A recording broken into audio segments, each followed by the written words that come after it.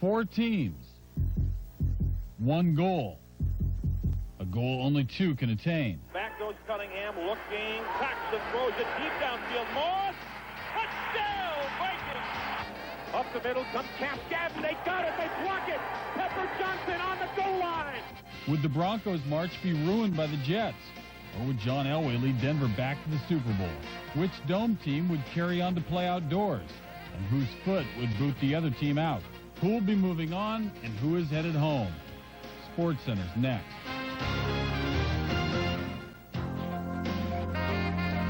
Welcome, sports fans. Kenny Mayne here along with my friend Dan Patrick. Coming up on SportsCenter, Pavel Bure's got a new team. We have top 25 college hoop highlights, but first, the NFL's Final Four. And they get down to 2. We all know it's too late for alterations. Some old-timers decided long ago that the Giants and Colts in 1958 was and always will be the greatest game ever. So then the latter-day football followers are left to marvel over really, really good games, which brings us to the NFC title game played Sunday. John Madden said it made his hands sweat. A bit later, it would make other men cry. Very contentious result. Vander Holyfield and Art Shell, no plans for that fight yet.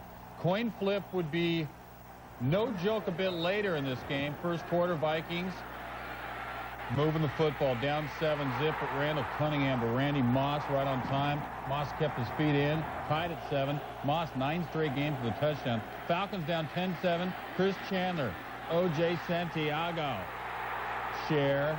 And he did. Robert Griffith coming up with recovery. Vikings get the ball right back. 6 plays later, 3rd and goal from the 1, and Randall, just like his big brother Sam, over the top. Randall's wife, Felicity, would have to restrain the cheers shortly thereafter.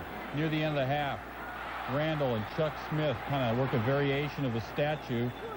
Good swat by Smith. Falcons come up with the football. Next play for the Falcons, less than a minute left in the half. Chandler right on line to Terrence Mathis, 14 yards and in. Huge break for Atlanta after giving the ball up and getting behind. It looked like a blowout was on, but no longer was. Now end of the half, Randall on the run. Launches it for Randy Moss. This time he doesn't come up with the big play in the crowd. And in fact, didn't come up with much after that. Just 1 catch for 4 yards in the second half. There was complaint of some kind of possible stomach trouble, maybe some kind of muscle tear. 3rd quarter, Falcons down 20-14. Borrowing a play from Minnesota. Chandler out at receiver. Tim Dwight's running. Looked like Orlando Thomas tried to tear his head off for use at a circus freak show. No call, though.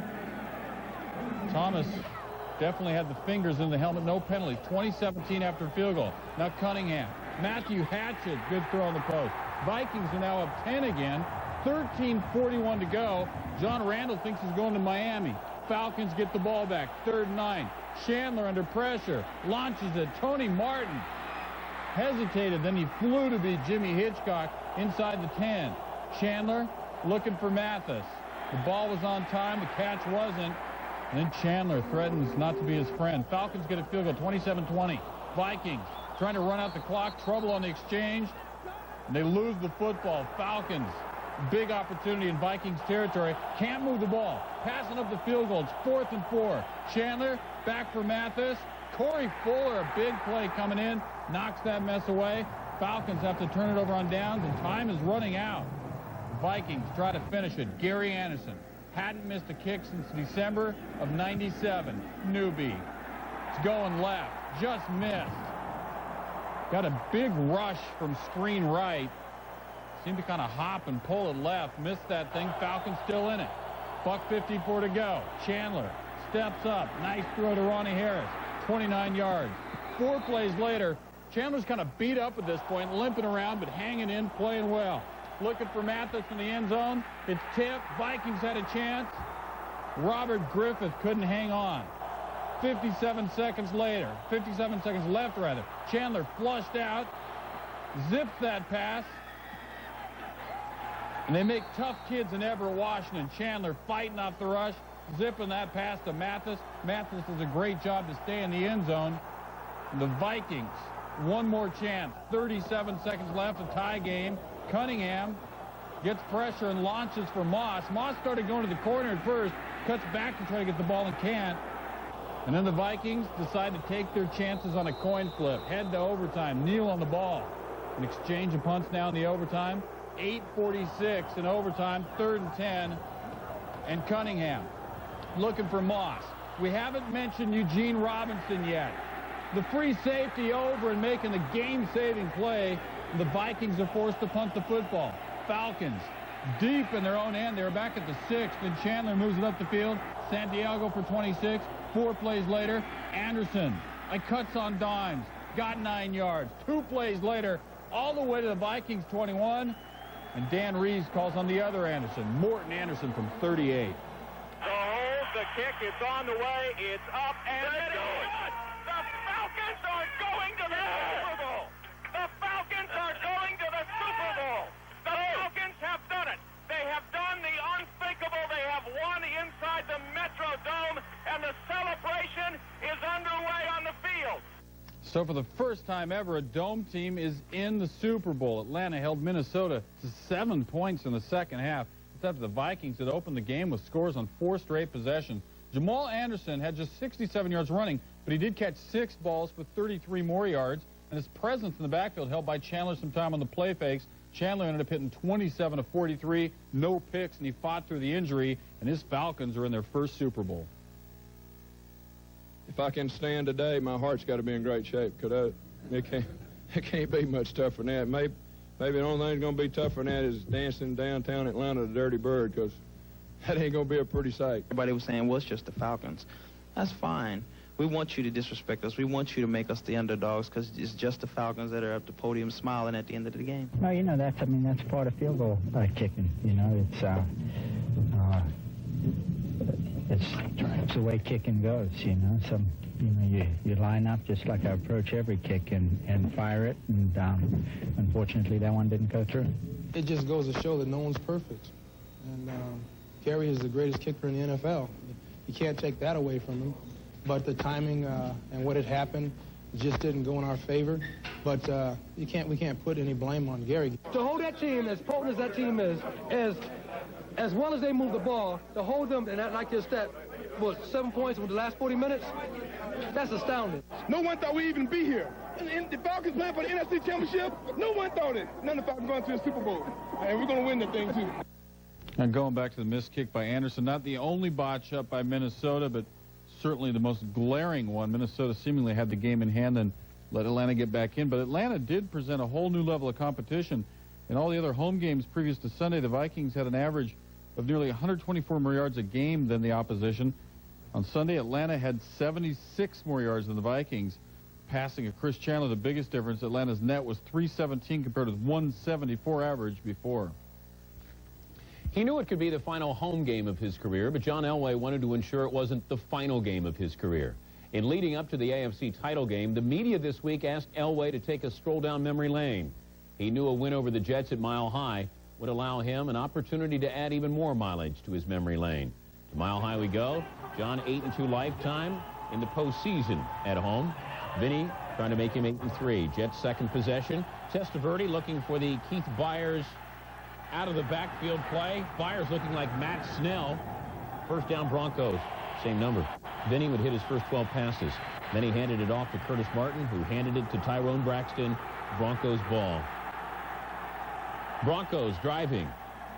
4th and 2 at the Jets 32. Elway, who has rushed for over 3,000 yards in his career, the bootleg. Jets went towards Terrell Davis. Elway went to the opposite sideline, first down. 7 plays later, 4th and goal for the 1. Elway bootlegging again. Mo Lewis says, I'm a Pro Bowler, not this time. Elway 0 for 4 on the drive. Jets take over. Second quarter, still scoreless. The punter, Tom Ruin, got the catch and then couldn't kick it. Jets get the ball in great field position. On the ensuing drive, Testaverde hits Byers, but so does Bill Romanowski. Romanowski, a wonderful game. Broncos recover. Jets had a 3-0 lead at halftime, wasting some opportunities. Jets first drive of the third quarter. Testaverde, the little dump off, Curtis Martin. But Bill Romanowski, RoboCop, just hammers him. He put a lick on him. He put a hat on him. Romo would come back. Broncos, Ruin, blocked by the rookie, Blake Spence, and the Jets take over at the 1. First and goal, Martin. 10-0 Jets. Fireman Ed sharing a moment with a fellow Jet fan. It's a 4-alarm fire. Broncos next possession. Rod Smith, Ed McCaffrey initially lined up on the wrong side. They switch, which is important because Elway planned on McCaffrey going deep. Elway. Ed McCaffrey all alone. Down to the 16. Broncos are threatening. 2 plays later from the 11. Elway. Howard Griffith, who caught a touchdown pass in last year's AFC title game. 10-7 Jets. On the ensuing kickoff, Jason Elam kicking into a 30-mile-per-hour wind. Bounces back towards the kicking team. Broncos recover. Elam would kick a field goal. Bill Parcells' team is knotted up at 10. 2nd and 9 at the Jets' 20. Elway for Shannon Sharp, Corwin Brown. The huge hit. Sharp and Brown would be shaken up, but they would leave on their own power. Next play, 3rd and 9. Elway. Look out for Chad Cascadden and Brian Cox. A loss of 10 cost the Broncos valuable field position, but Mike Shanahan is saying, why am I laughing? I've got Jason Elam. 48 yards. 13-10 Broncos, first lead of the day. Broncos next possession after Darian Gordon punt return. Terrell Davis. Been held in check up until this point. You can't stop him. You can only hope to contain him. 167 yards, 20-10 Broncos.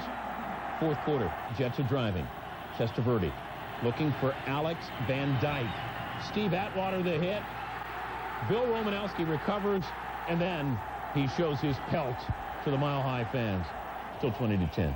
Jets next chance. Testaverde. Darian Gordon picks it off and setting up another Jason Elam field goal. 23-10 Broncos. Wayne Corbett fell down on the play. Gordon takes up the gift. 3-0 or 3 minutes left. Testaverde. Pass broken up by Ray Crockett. Gordon on the deflection returns it to Jets territory. And I think after watching this, it was time for Fireman Ed to put away his hose. 4th and 6. Broncos running out the clock. Could this be Elway's last pass at Mile High? Well, if it is, it's an incompletion. But Elway's teammates still love him. Mike Lodish is going to his 6th Super Bowl, which is a record. Thank you, Mike. 4 with the Bills, 2nd in a row with Denver, and Elway greeting the Mile High crowd, saying hello, saying thank you, and perhaps saying goodbye. As he left the field, the crowd at Mile High chanted, "One more year." This was the Broncos' 19th consecutive home victory. This was Bill Parcells' first loss in a title game in 4 tries. He was done in by 4 fumbles and 2 interceptions. Following the game, Elway spoke about his curtain call.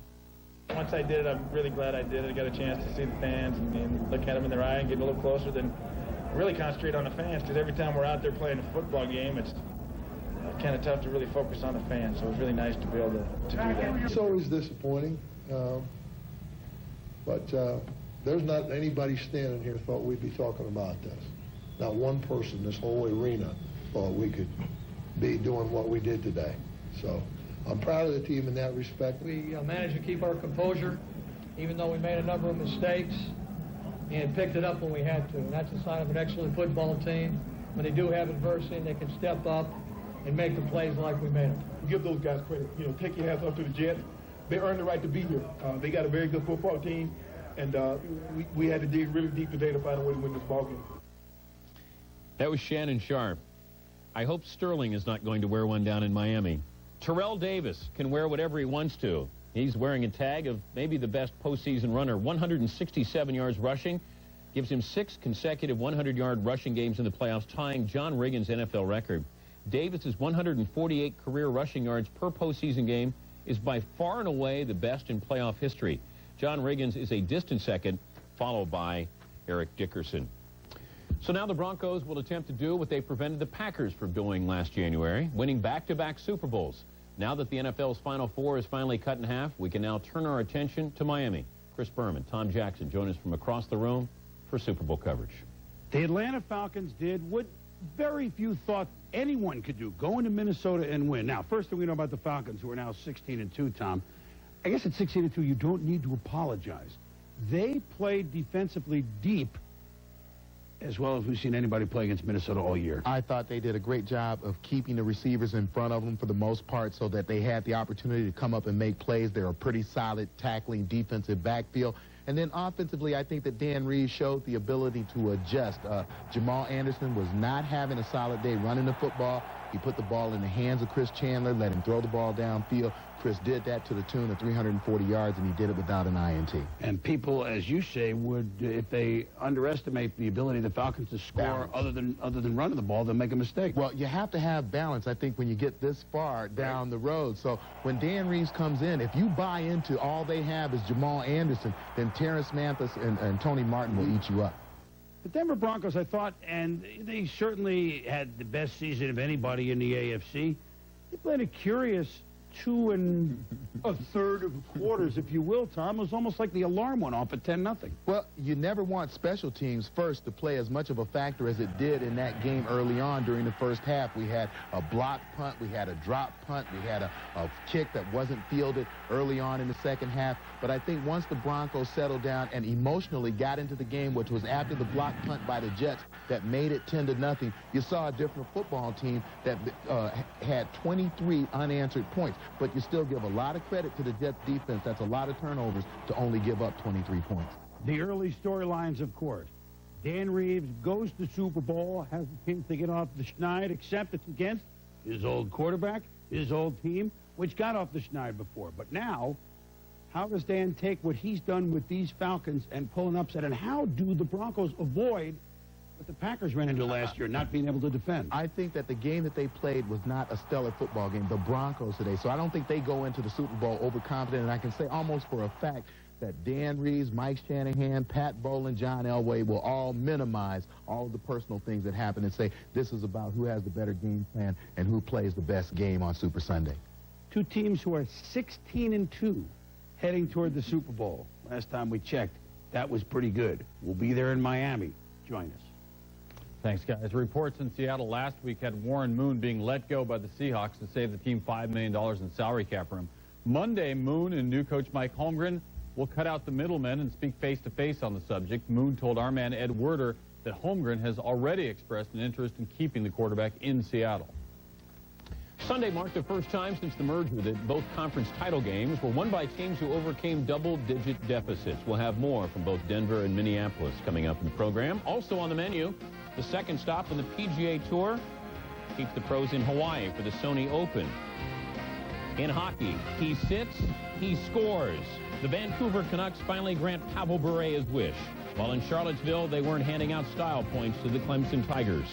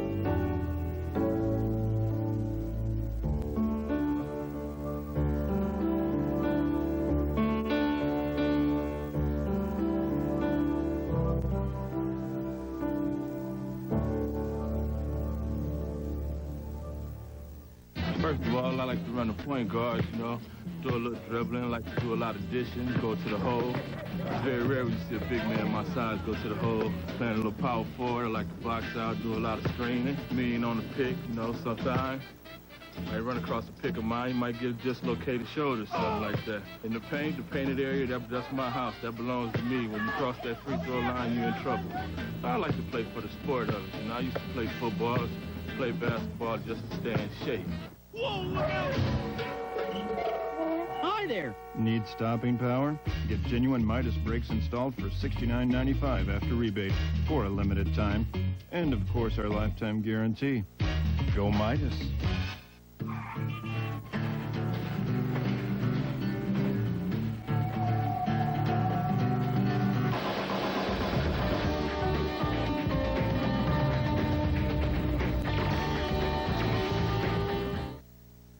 Vancouver general manager Brian Burke told the team's courting holdout Pavel Bure to either step up to the plate or wait in the on-deck circle. Burke said he was willing to wait until the March trade deadline when playoff contenders were a little more desperate for help. The Florida Panthers not only stepped up to the plate on Sunday, they made solid contact. They have landed Pavel Bure, but gave up a lot. Here's the paperwork on the deal. To get Bure, the Panthers give up 4 players, including Ed Jovanovski and Dave Gagne. In Bure, the Panthers get a 3-time 50-goal scorer. He is in the final year of a 5-year deal that reportedly pays him about $8 million.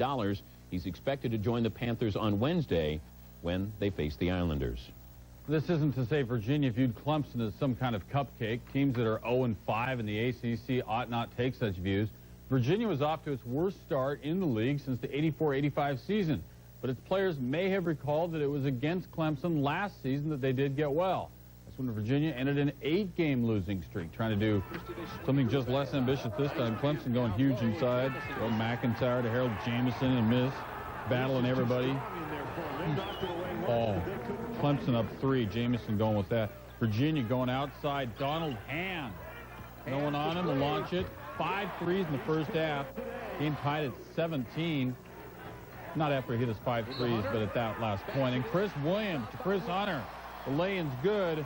All right, they move too fast for me to keep up with them. Virginia takes down the 25 team Clemson 65-58. And Clemson has now dropped 5 out of 6 after that 11-1 start. Virginia held Clemson's Terrell McIntyre to 2 points, just 1 of 9 shooting. Came in averaging 17.2 a game. And as I say, he came in averaging 17.2. Virginia's Donald Hand, 6 for 10 on 3-point shots and 6 assists. Oklahoma State, Texas Tech. Texas Tech leading here. Oklahoma State, the inbound. Desmond Mason throws it down with one hand. Cowboys cut it to 1. Mason with 24. Now Adrian Peterson with the rip. He'll push it, maybe carried. The scoop is good. Peterson, 22. Cowboys up 55-47. Oklahoma State by 10. Doug Gottlieb picks that off. The long one to Glennon Alexander. He goes to the rack. He has 5 of 11 steals, did Gottlieb. And Oklahoma State, a winner by 14. Cowboys, winners now for 7th time in 8 games. Oklahoma State broke open a close game at half by hitting nearly 60% in the second half. Texas Tech handed the ball over 25 times and has now lost 3 of the last 4. A couple of years ago, there was an outcry to tiger-proof Augusta after Woods ran away from the rest of the field, winning by 12 strokes. But the Waialae Country Club, Houston, proved its course following last year's Hawaiian Open. John Houston set a PGA Tour record for 72 holes with his 28 under par. The tournament, which has been renamed the Sony Open, featured dramatically lower scores this year after being redesigned, adding a little bit more rough, fairways, some of the tightest, and that's quite a water hole there. Third round leader Tommy Tolles on 8, trying to win his first PGA tournament, around and out. The bogey, he falls out of contention. Jeff Maggart for par and to maintain a 1-stroke lead. Jeff Sluman, gritty, gutty, tee shot on 17. It's 7 under. You the man. He knocks this one stiff. Set up a birdie, 8 under, 1-stroke lead. Par 5 18th, Sluman, former PGA Championship winner, 3rd shot. I always like when the crowd murmurs. He would go on to birdie, go on to win. He gets that trophy, also gets a TV, and he wins $468,000. So why'd they give him a TV? He could afford one. Sluman closes with his 2nd straight round of 66, finishes 9 under, 2-stroke victory, 4th career win. Tommy Tolles, Davis Love the 3rd, among those tied for 2nd. Fred Funk had Sunday's best round with a 65. Last year's champ, John Houston, in there at 5 under. At the South African PGA Championship, Ernie Els wiped out a 10-month winless drought with a 4-stroke win. While accepting the championship trophy with one hand, Els was holding a cell phone in his other hand. He took a call from President Nelson Mandela. As Els put it, "I just listened. What do you say to a great man like that?" More college hoops coming on the show. Providence got the dunk here, but did Providence get slammed by BC in the end? And go back to Denver, where a busted play broke the Jets' back and helped send Denver to Miami. I'll never use a traditional broker again. I've saved thousands on commissions. Finally, I'm in control of my own money. Investing will never be the same again. Introducing the new E-Trade, the web's one-stop financial center. I can get stocks, options, mutual funds. Invest with 10 times more research, more power, and data security just by calling this number. I get in-depth information, analytical tools, absolutely free. There's free real-time stock quotes, IPOs, and important news about your stocks emailed to you. Tools to help you make smarter investment decisions. Still from $14.95 a stock trade. Who knew it could be this easy? E-Trade, the #1 rated online broker. Open an account right now, and we'll deposit $50 right into your account. For your free sign-up bonus, call this number now. Why pay someone else to do what I can do for myself? E-Trade. Someday, we'll all invest this way. Gunfire murders a cloud. A souped-up engine of 2 thighs, tougher than a cargo vessel. Blur past saluting palms and bigoted smirks. Warm shoes, spinning, and still gaining a spin. Each step landing on every American's chest. We see it. Sports Center of the Decade, Friday at 8:30 on ESPN. Presented by General Motors. We brought you a lot of strange highlights on SportsCenter. This is a strange one. BC's Conti Forum also doubles as the Eagles hockey arena. The boards will be active on Sunday. BC's hoop team look to play like their hockey team. BC playing a man down. It's 4-on-5. Count them. That's a problem. Rebound score! It's a power play goal! Following the play, take a look at the bench.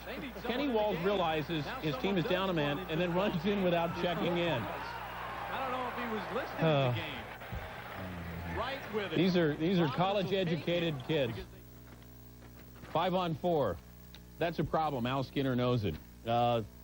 89-77 the final in this one. Jamal Thomas and Sean Connolly combined for 49 of the Friars' 89 points in Route 2. Their 6th straight loss, the Golden Eagles shooting a season-high 57%. DePaul and Louisville, it's Louisville winning it 71-68. Louisville wins for the 8th time in 9 games, hands the Blue Demons their first home loss this season. Nate Johnson finished with 13-10 for the Cardinals.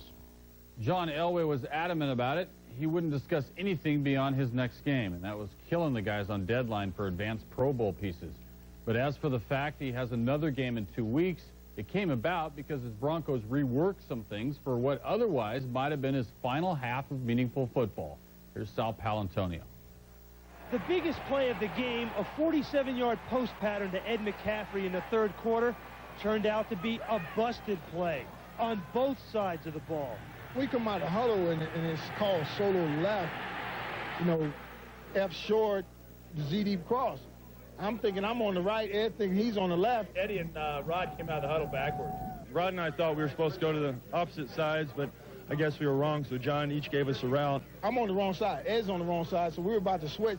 Then John's just like, no, stay there because of time and just give us a chance, you know, just run the play. You know what he's supposed to do, he knows what you're supposed to do, and he told Ed to run a post, which is what I would have ran.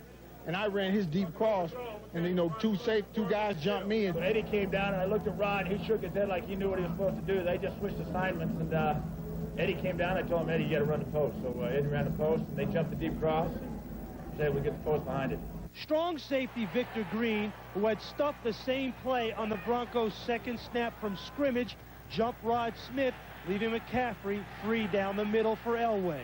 He wanted to hit Smith, yeah. He wanted to hit Smith on that point, and, you know, I guess he seen me coming up on him, and, you know, he just hit McCaffrey behind us. Smith ran what we call an over route, and Otis was waiting for that on the other side where he's supposed to be, and Victor chased it, and McCaffrey ran a post behind Victor. Bad mistake. It was my fault, and you just got to go to the next play. 2 plays later, the Broncos were finally in the end zone and never looked back. It gave us an opportunity to really get some momentum. It got the crowd back in the ball game.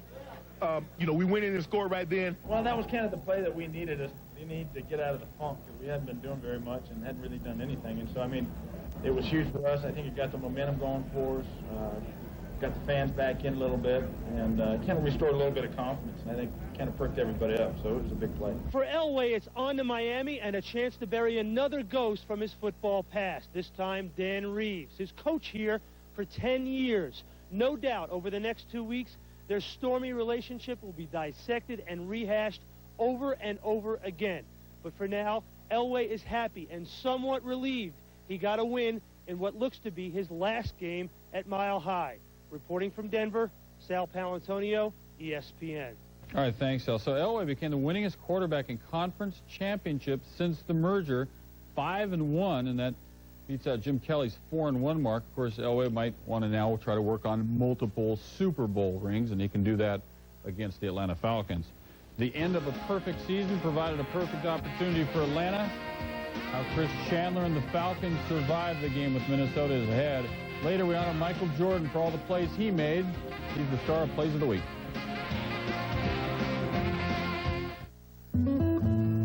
I'm Steve Kirby. These are my mountains. I test emissions for Ford Motor Company. We're up here in the Rockies testing Ford, Lincoln, and Mercury sport utility vehicles. We're really concerned about the environment. Every SUV we sell this year is going to be low emissions. These vehicles average 35% less smog-forming emissions than the government requires. 35%. That's really amazing. The government doesn't make us do this. We're doing this for my mountains. Better ideas driven by you. No limits, no restrictions, and now no borders. Because now your calls on Sprint are just $0.10 a minute. All day, any day. Even to Canada.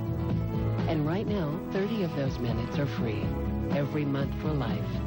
$0.10 a minute. Even to Canada. Come live in a world created around you. Call 1-800-PIN-DROP. Sprint. Ahead.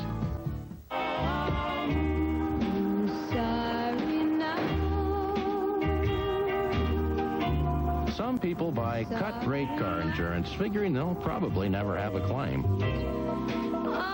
But then, something goes wrong, and there's no State Farm agent to turn to for help. So, the choice is yours. Go with a State Farm agent who will be there for you, or go it alone.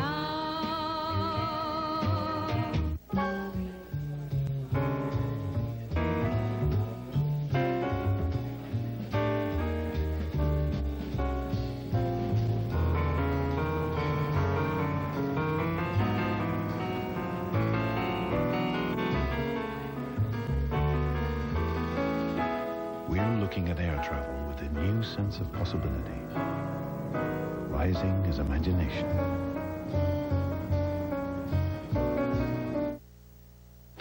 Women's hoop here. Pat Summitt raised her voice and/or broke chalk at halftime, and apparently her Lady Vols responded. Outscored Kentucky's women 59-28 in the second half.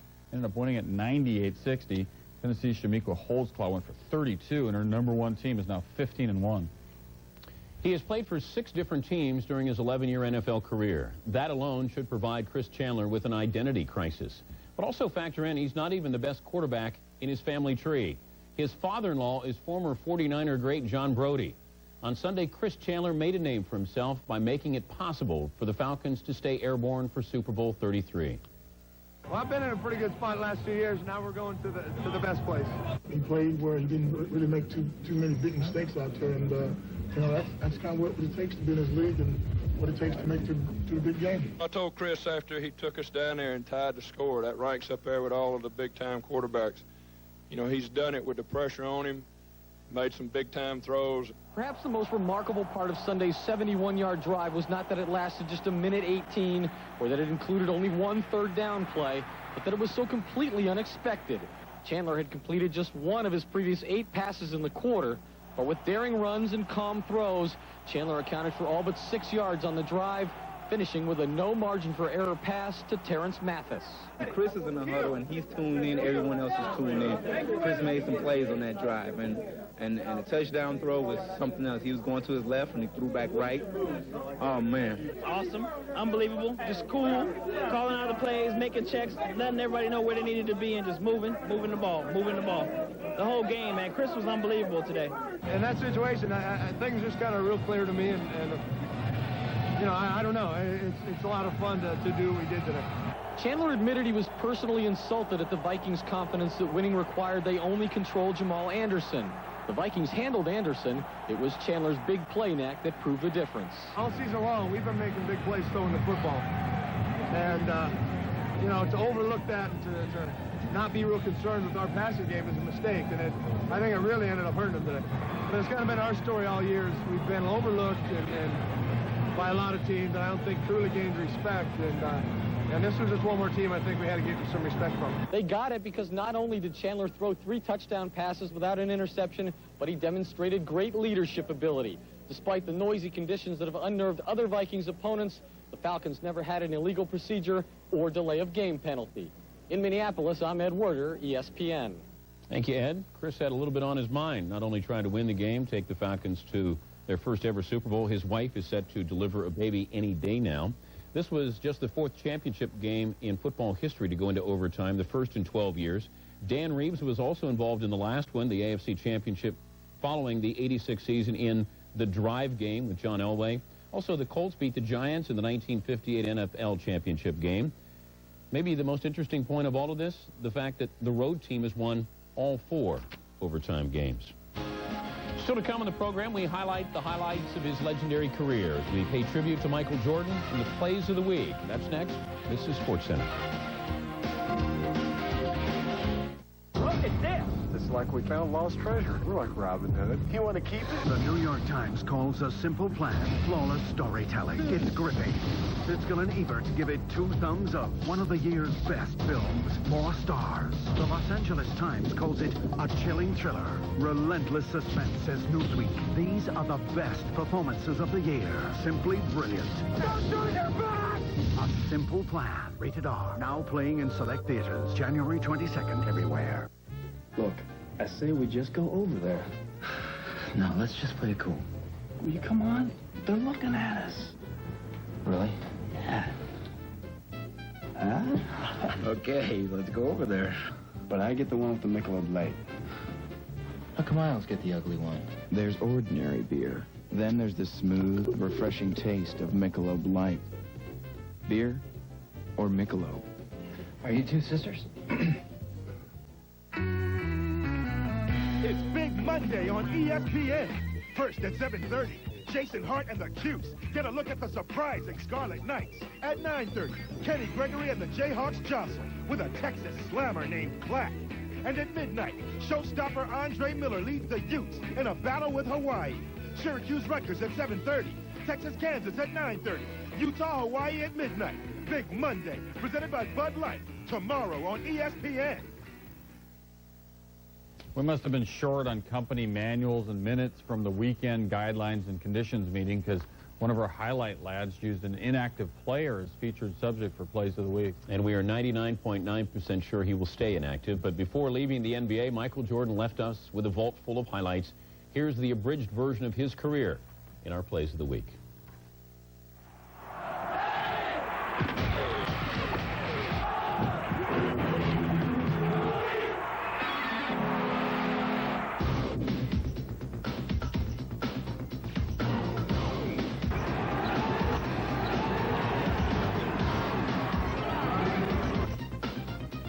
Michael at the foul line. A shot on Evo. Good! The Bulls win! They win! Great defensive effort by Jordan, who has it on the break. Driving all the way in. Oh, God! An unbelievable goal! He put it in and it goes! Jordan past Petrovic. Oh, yes! Yes! Yes! Jordan to the hole. Wrapped up by off the tag and somehow, some way, he scores. Jordan. Michael Jordan. Jordan. Jordan with the recovery, and Jordan is fouled. Impaled the rack. Michael dumps the ball and a foul.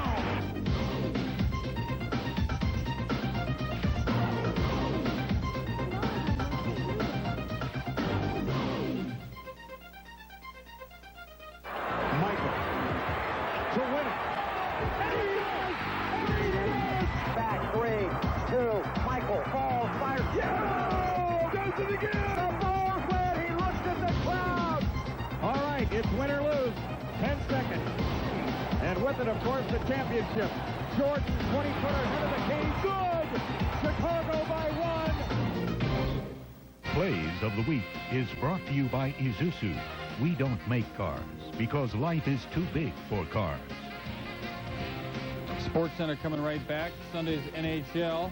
With Keith Kachuk still a return, fire up the Coyotes. And how costly was Cincinnati's loss with respect to our hoop bowl?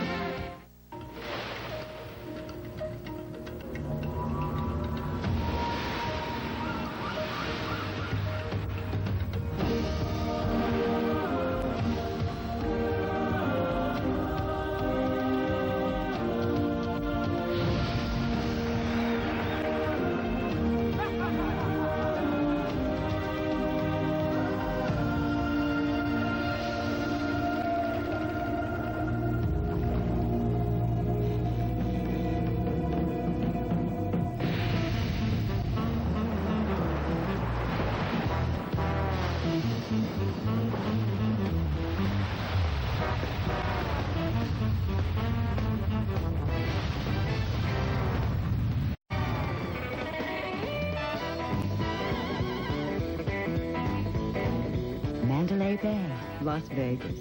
Go overboard.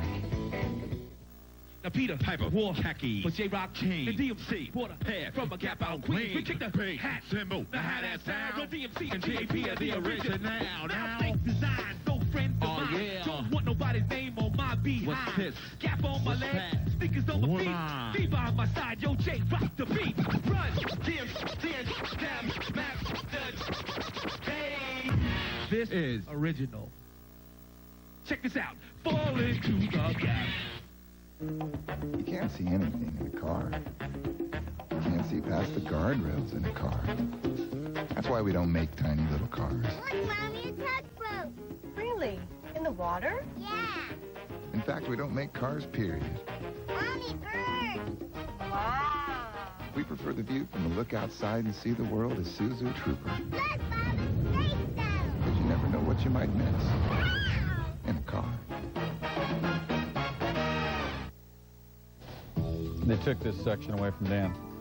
Your ESPN USA Top 10 men. UConn, #1 in all the land for the 8th straight week. Duke's been in the 2 spot for a month and a half now.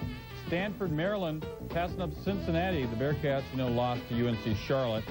Auburn, the only other Division I undefeated besides Connecticut. Tigers moved from the 9 to the 6th spot this week, and St. John's made a nice move from 13 to 9. Coyotes and Blackhawks. Coyotes leading scorer Keith Kachuk. First game back from broken ribs with high-scoring partner Jeremy Roenick in action. Roenick heads up the boards and catches Doug Gilmore's stick in the face. He would leave and not return. Suffered from blurred vision. Chris Chelios gets hit in the face by his teammate, and he's bleeding. Went to the locker room, but he's a hockey player. He'd return.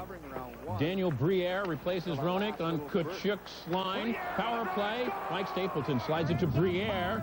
Jocelyn Thibault gets beaten. 1-0 Coyotes.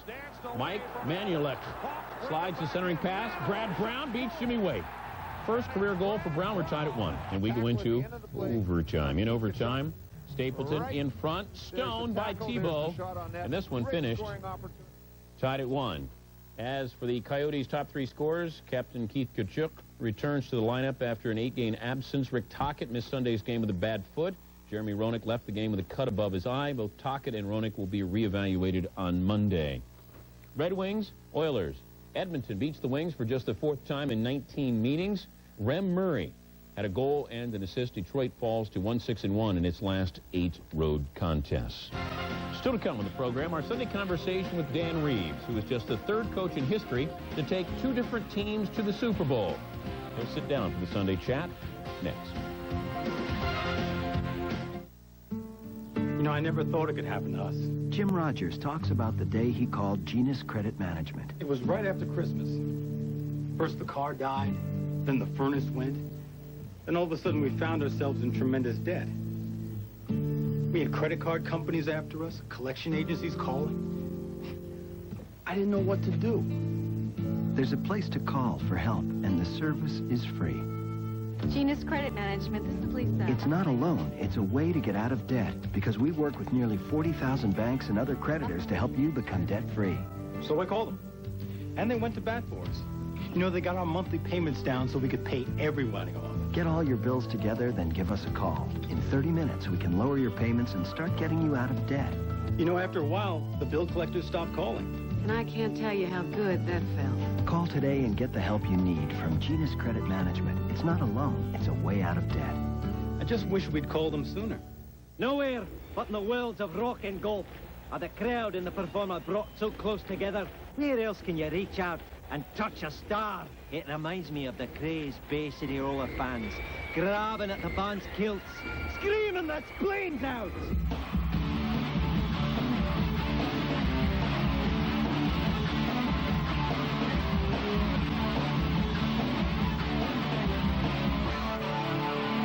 Now let's juice this sucker up. Sunday Conversation is brought to you by Sprint. With long-distance, wireless, internet, and data services, Sprint connects you to your world. You might wonder how a coach who got in touch with his own mortality this season feels about the grossly overstated football expressions such as sudden death. Dan Reeves is the guy, and he and his Falcons are survivors on several levels. For our Sunday Conversation, Andrea Kramer checked out the state of mind of Atlanta's coach after a season rather thick with emotion, and it's not setting up for a Super Bowl against his former Broncos.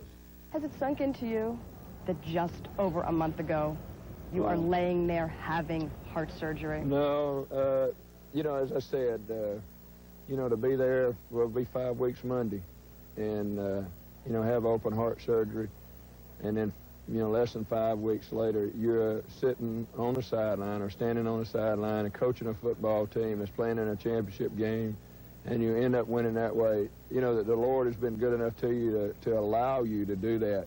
I mean, I feel so good about being a part of that game, and to be a part of the, you know, the winner, and to win it that way, and all of the things that happened. And you know, 5 weeks ago, you'd just be glad that you hope everything turns out all right, and then all of a sudden you're in something like this just blows you away. It's the end of the game. The clock is winding down. You're in overtime. How are you physically feeling? You know, really and truly, I felt great, but I wanted to watch it. You know, I've seen so many of those games where guys turn their back and they don't want to see it. And when we got it in field goal range, I just had great confidence he was going to make it.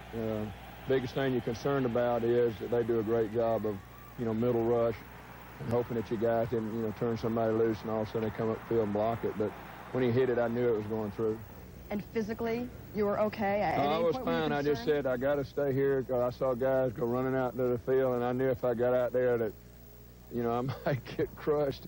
How do you take a 3-13 team and 2 years later put them in the Super Bowl? You got to be very lucky.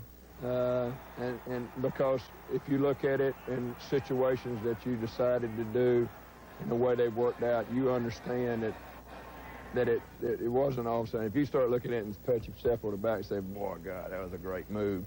If you really look at it and evaluate it, you'd have been very fortunate that those things, you know, the decisions that you made, that they've blended together and guys have made it work. You're going to be hearing this for the next 2 weeks. Well, how personal is it? Well, I think that's very important that I don't make it personal. You know, I had 12 great years in Denver. You know, it didn't end the way I would like for it to. There were a lot of things, you know, that I would love to have been able to change. But all I can do is I can look myself in the mirror and say I did everything the way that I thought was best for it to be done. And with John, so much talk after the fact. You inhibited him. He finally wins the Super Bowl without you. Well, again, I can only look at it from my viewpoint. I have a tremendous amount of respect for what John Elway accomplished.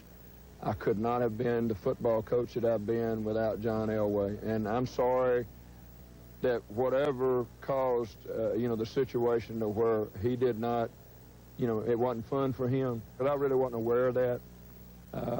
And maybe that's, you know, blindness on my part or whatever. But I have a lot of respect for John. Why will it be different for you this time, do you think, with this team? You know, I don't think it'll be any different.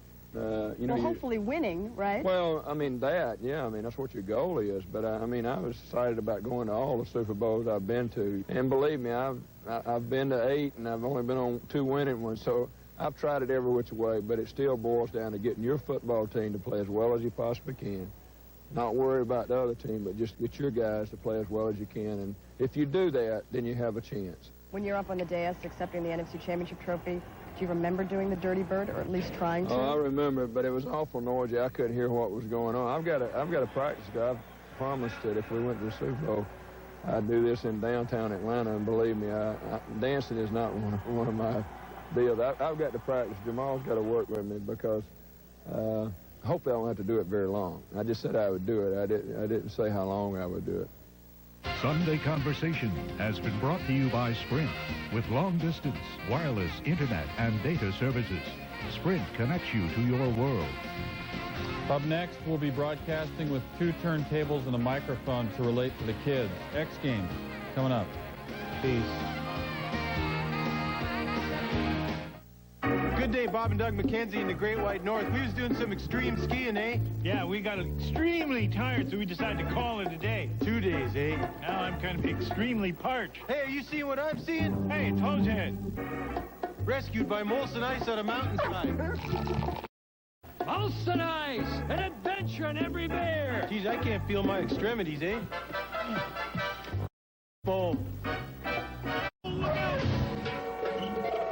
Hi there! Need stopping power? Get genuine Midas brakes installed for $69.95 after rebate for a limited time. And, of course, our lifetime guarantee. Go Midas. A great tradition reborn on ESPN-2, Friday Night Fights. This week, the war in the Middle East. Chica takes on Oshada, plus part 3 of the Mike Tyson retrospective. Friday Night Fights, Friday at 9 on ESPN-2.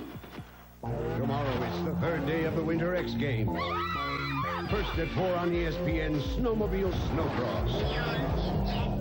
He said no to Nagano, but he's coming to the X Games. Snowboarding's biggest rock star, Terry A. Hawkinson, in half-pipe final. Then at 8 on ESPN2, ice climbing. Super Action Desert. The Winter X Games Day 3. Tomorrow at 4 on ESPN and 8 on ESPN2.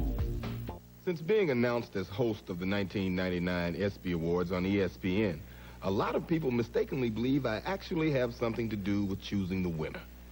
For instance, a man in Minnesota writes, "Dear Mr. Jackson, newly elected governor or not, these 24-inch pythons could still put a world of hurt on a man like yourself, dude. Please select the Minnesota Vikings as your team of the year. Sincerely, Jesse, the governing body, Ventura." Governor Ventura, Jesse, I am a huge fan of your Vikings. But believe me, I have absolutely no input on who wins this award. None whatsoever. I want you to have a great 4 years in office. And please remember, watch the greatest night in sports, the ESPY Awards, February 15th, right here on ESPN. Join our host, Samuel L. Jackson, for the 1999 ESPY Awards. While you have to wait to find out the winners, here's a look at the nominees. For Breakthrough Athlete of the Year, Lindsay Davenport, El Duque Orlando Hernandez, Randy Moss, Suri Pak, Kerry Wood. American tennis has a new Grand Slam champion. Lindsay Davenport.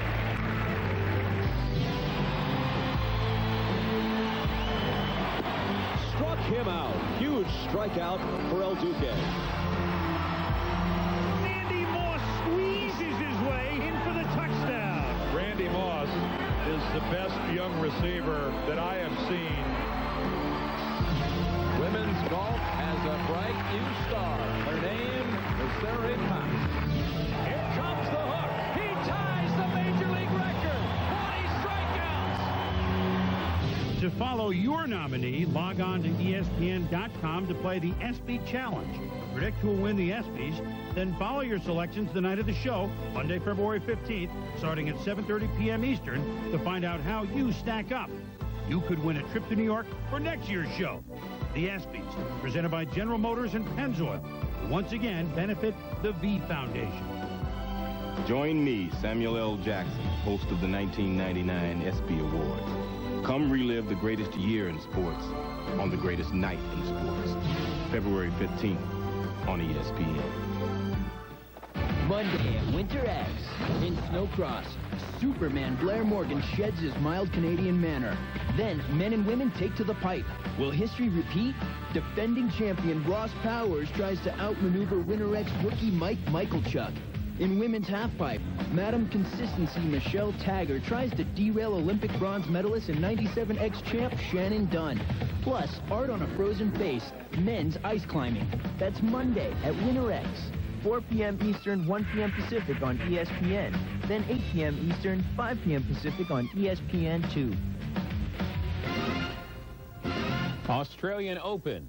Top-seeded Lindsay Davenport, a straight sets winner over Gayla Leon Garcia Anca. Huber upsets 13th seed Arina Spurlea. Huber 6-1 lifetime against the Romanian, and Jennifer Capriati also a winner. What about the men? Second-seeded Alex Correia needed 3 hours, 40 minutes to beat Japan's Takao Suzuki in 5 sets. Unseeded Michael Chang, straight sets winner against Brett Stevens. Chang's win came just moments after the 11th-seed Goran Ivanisevic had to pull out with a back injury. Still to come on the show, last year's underdogs are this year's favorites. We'll tell you by how much when SportsCenter returns.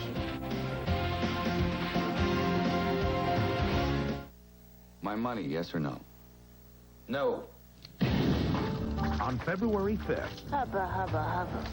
get ready Where have you been? Even up the odds a little. to root for the bad guy. You are crazy. That's why I love you. Mel Gibson. They weren't wearing their seatbelts. Payback.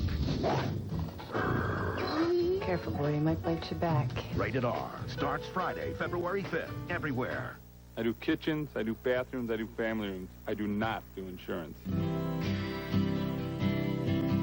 I want to be treated like I feel I treat my clients. I want to be treated like I am their only client. Michelle Dutzman treats me the same way I want to be treated. I have my cars, all of my household. I need somebody that I can get advice from. I know that when I need them the most, they're going to be there. Get to know your State Farm agent. It's a great relationship. Not many receivers ever been on the cover of ESPN, the magazine. Not Lynn Swan, not Charlie Joyner. Jerry Rice has never been on the cover of ESPN, the magazine. Randy, ESPN's only had a magazine since March.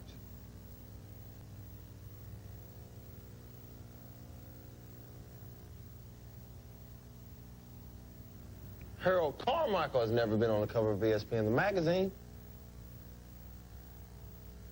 It's NHL All-Star Saturday, where North America takes on the rest of the world in a test of speed, power, timing, and accuracy. The NHL Super Skills Competition plus the Heroes of Hockey on NHL All-Star Saturday, this Saturday at 7 on ESPN. How about that LPGA Health South? Kelly Robbins, 11 under, new tourney record. And for the second straight year, she came from behind to win the thing. 64 on Sunday was the 6th 64 of her career. 4 have come in final rounds, and 2 have led to wins. For the first time since 1991, the AFC has a team favored to win the Super Bowl. Denver opened as an 8.5-point fave, but the latest prevailing numbers in Las Vegas has them down to a 7-point fave over the Falcons. The over-under currently 53 points. Please stay. We'll have still more sports action right after this. Today's Sports Century Classic Moment is brought to you by 10-10-220. The UCLA Bruins winning streak reaches an NCAA record 88 games. Bill Walton has carried the load. The streak never really was a factor in our lives because we always thought that we were the best. John Wooden had us trained to be that type of a player that we just did everything we could to uphold the pride of UCLA. January 17, 1974. You know, I played in the U.S. and Canada, so I've got friends all over. That's why I use 10-10-220. It's only 99 cents up to 20 minutes and just 10 cents a minute after that within the U.S. or to Canada. So when I call my buddy Phelan here in the States, or my brother in Canada, it's just 99 cents all day, every day. With 10-10-220, all your calls can be under $1. Hey, little brother, go long. Falls for it every time. Hey! Hey! We have been informed we've done all the damage we can do to the network, so it's time to say goodbye. A reminder that coming up on Monday, Big Monday, a triple header here on ESPN. Thanks for joining us. I'm Dan Patrick. I'm Kenny Mayne. Thanks for having electricity. This has been a presentation of ESPN, the worldwide leader in sports. For more, log on to ESPN.com, a part of the Go Network. Go.com.